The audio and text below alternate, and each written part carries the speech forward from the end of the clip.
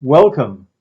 This is the next episode in my series, It's So Hot That, the antidote to those silly videos you see on YouTube where people cherry pick local cold weather events in order to try to prove that the whole globe is cooling when in fact it is warming.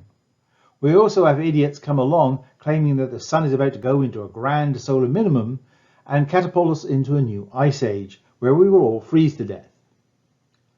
These are the events they don't want you to hear about. These are the local warming events. And we can come up with 3, 4, 5 of these for every one cold weather event that they can come up with. In other words, these are the events they don't want you to hear about.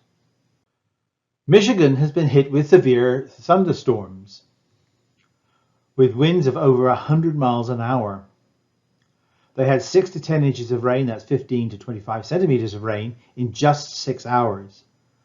There was hail apparently the size of chicken eggs, and flooding made some roads impassable. And of course, with so many trees down, there was a lot of people that lost power, and this is not the time of year to lose power.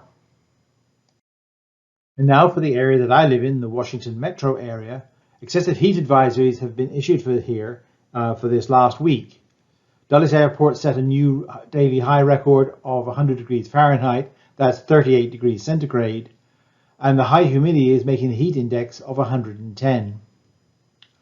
And it's been that way basically for the whole week.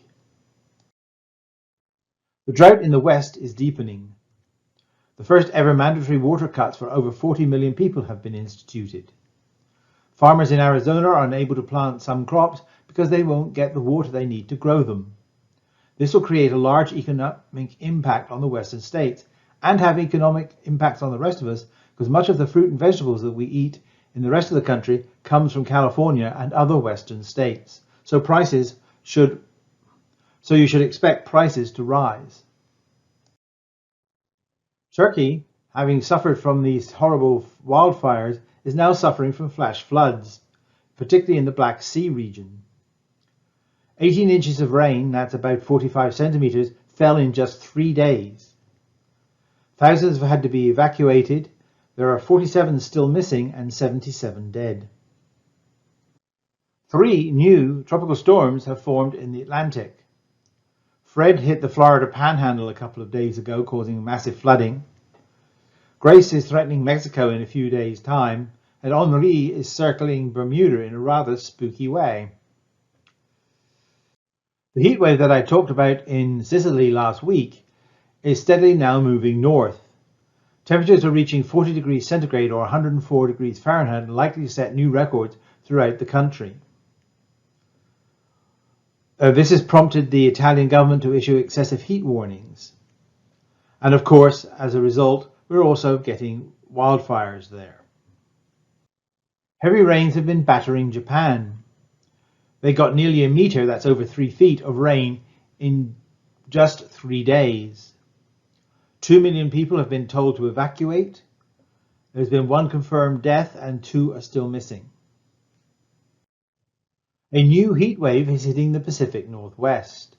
Oregon declares a state of emergency. Cooling centers and hydration stations have been opened throughout the state. So far this year, 83 people have died from heat-related conditions in Oregon. In a rather disturbing report from Harvard, they claim that exposure to smoke from wildfires may make you more vulnerable to COVID-19.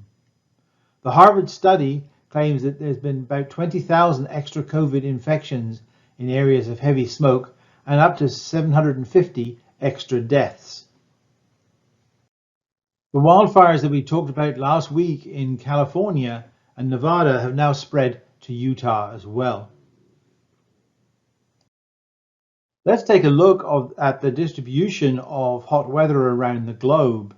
This is what is called a percentiles map and shows you where there's record high temperatures and record low temperatures. Record low temperatures are shown in dark blue color, and you can see there's not a single pixel on the whole map that shows a record low temperature.